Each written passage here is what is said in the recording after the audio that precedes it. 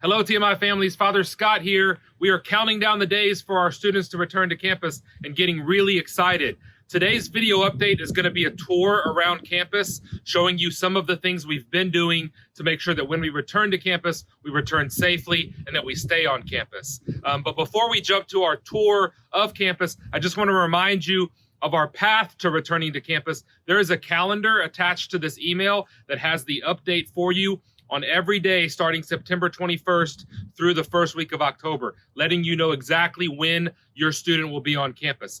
As a high-level reminder, here's how it's going to work. Starting next week, September 14th, our teachers will be back on campus teaching remotely to our students at home as they get used to being on campus together. On September the 18th, we bring our first group of students back. That'll be our seniors. We are so excited to begin with our seniors and celebrate them on campus September the 18th. Starting the week of September 21st is our modified hybrid schedule in which a different group comes to campus every day, starting with our middle schoolers on Monday, September the 21st, our freshmen only on the 22nd, and then on Thursday and Friday of that week, the 24th and 25th, will be our 10th through 12th graders again. So thank you so much for being patient as we crawl, walk, run back to campus.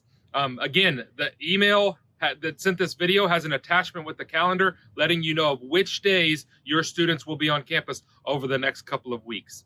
Now let's get to our tour so you can see what we're doing to prepare for safety on campus and what you can expect when you come to campus in a few weeks. I'm standing here in front of the Welcome Center, the first building you see as you come onto campus. Families, before you even leave your house, you have some work to do before you can come to campus. That's the online COVID screening form. That screening form can be found in two places. It's on the upper right side of our website, or it's on the TMI app, COVID screening. You must complete that form every morning before coming to campus. I want to clarify something. Parents, if you're dropping off your child and you're not exiting your vehicle, if you have a student that does not yet drive and you're simply coming on campus to drop them off or pick them up and you won't be exiting your vehicle, you, parent, do not need to fill out the form. However, your child who will be exiting the vehicle or getting into your vehicle does need to fill out that form before they come to campus. The form's going to ask you a variety of questions that are related to your potential exposure or symptoms from COVID-19. That includes a temperature check. If you have completed that form, you're going to get one of two responses: approved to come to campus, which obviously allows you to come to campus, or a deny. If you get denied the access to campus, you must get in touch with Stacy Smith, our school nurse, who will have a conversation with you about why you were denied and then create with you a path forward to returning back to campus when it is safe and sound. When you come onto campus, once you've completed the form at home, you will stop here and show your approval to the Welcome Center guard on campus. That guard will either look at your screenshot of your phone that has the approval on it. You can print out the email that says you've been approved, or you can show them the email on your phone. Once you've shown the approval to the officer, you'll be allowed and welcome to campus. Now, I want to say something to students who forget to fill out that form. We're a forgiving place, and we'll give you some grace, but we want you to learn from your mistake. Because that form requires a temperature check, you simply can't pull over to the side of the road and take your temperature unless you brought a thermometer from home. So here's what's going to happen. Students, if you forgot to fill out that form, you're going to get asked to move to a spot in the junior lot, or you're going to have to wait until somebody from campus can come out here and take your temperature.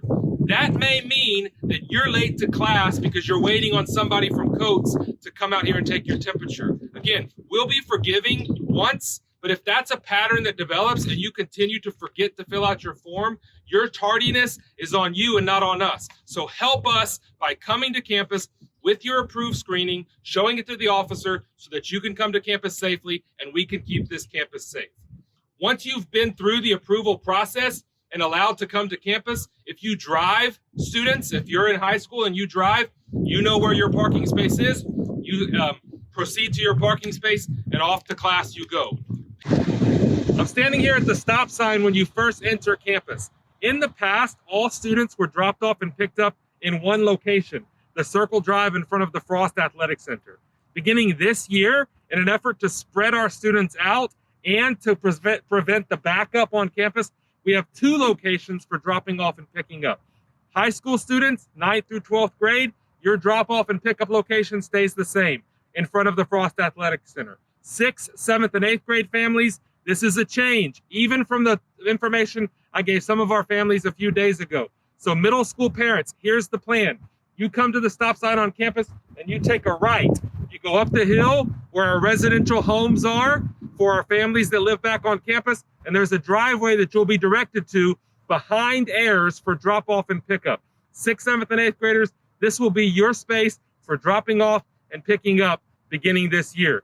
If you wonder where you're supposed to go, our Welcome Center officers can direct you there and they'll help you get there. No problems.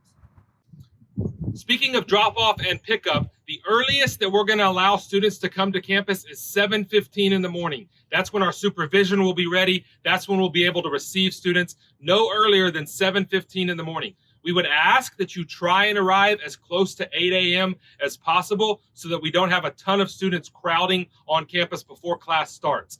Classrooms will be open at 7:30 and the teacher will be in their classroom by 7:30. That way, when you do arrive on campus, you can go directly to your classroom before class starts at 8 o'clock. I want to show you inside one of our classrooms in Coates. I'm wearing my mask because my friend Harry Falkowitz is on the camera just a few feet away. So when we're on campus, masks will be required. When you come into a classroom, you'll see here that our chairs and desks are spaced 6 feet apart, and every single desk has blue tape on it. This desk will live in this space. It's supposed to be there and it's not moving. Furthermore, students will be given assigned seating. It's not something we prefer for 6th through 12th graders. We like you to have some choice, but in a COVID world, having an assigned seat allows us to know if a student gets sick, exactly who that student was exposed to or who was exposed to that student when they were sick. I want to show you a little bit about technology. Every teacher on campus has a Surface Pro that looks just like this. When they walk into their classroom, they simply hook their Surface Pro up to the cord, which is really easy to do, just not for me.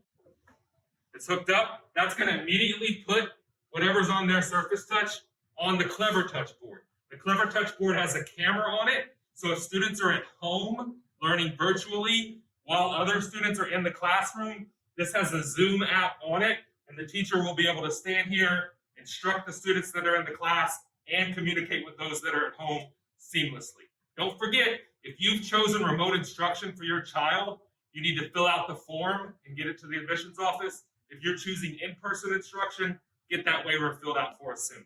Thanks. Okay, families, I want to show you what passing period looks like. I am Mrs. Toth in her Spanish classroom, and this is Mr. Todd Davis, our Director of Residential Life, who is one of our fabulous students. So when the bell rings and it's time to switch to the next class, I, the teacher, am going to dismiss our students one at a time so that they don't crowd at the door. Mr. Davis, you're dismissed. Go on to your next class. Mr. Davis is going to head out to the hall and stay on the right-hand side and tell you how he's going to stay safe. So as we're in the open airway here, as long as we keep masks and stay to the right-hand side, kind of following normal traffic patterns, we should be good, also maintaining a 6-foot distance.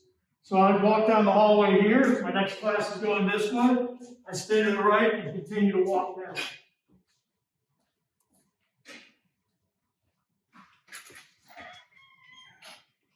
All right, speaking of lunch, Mr. Davis is now going to come out and prepare for lunch. As you can see, Mr. Davis is coming out of the building. He's staying to the right.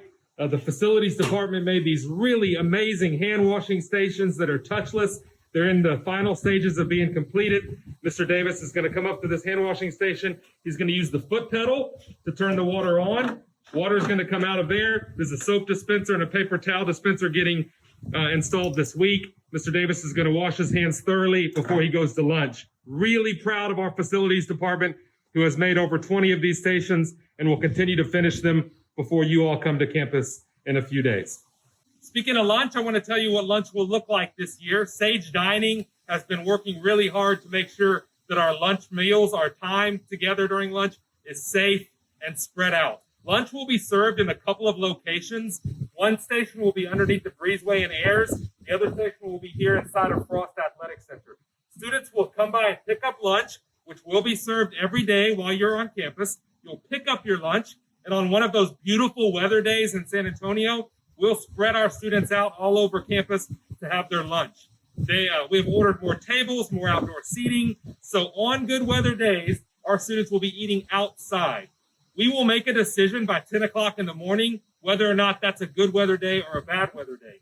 On bad weather days, we have located spots all over campus where students will go and be assigned to go to eat lunch indoors. One of those places is the gym. So I want to show you what we've done inside the gym in order to prepare for the possibility of having to come inside. So this is one of the stations where students will grab their lunch every day. Again, if it's a good weather day, they're going to grab their lunch and go outside.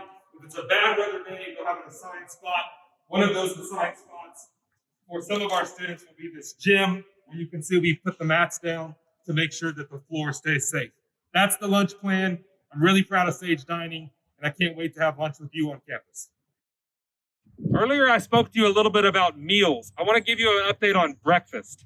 In the past, we've provided breakfast either through a breakfast card or through Cafe 18. As we begin this school year, we will not be serving breakfast, so make sure you eat well before you come to campus.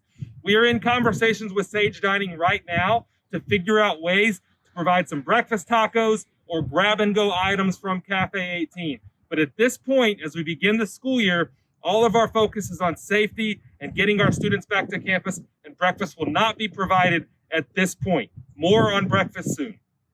This concludes our tour of campus and our update for this week. I hope that you found this to be helpful as you get ready to come back to campus. We're excited to welcome back our seniors on September 18th, and then all of our students beginning the week of September 21st. The academic response team is in the process of putting together a guide for COVID-19 campus guidelines and expectations for all of our students, and the information that you received today in more detail will be distributed to you very soon. I hope this update gives you some confidence in our campus and our ability to bring you back to campus. 1 week from today, our seniors will be here. We can't wait to see you.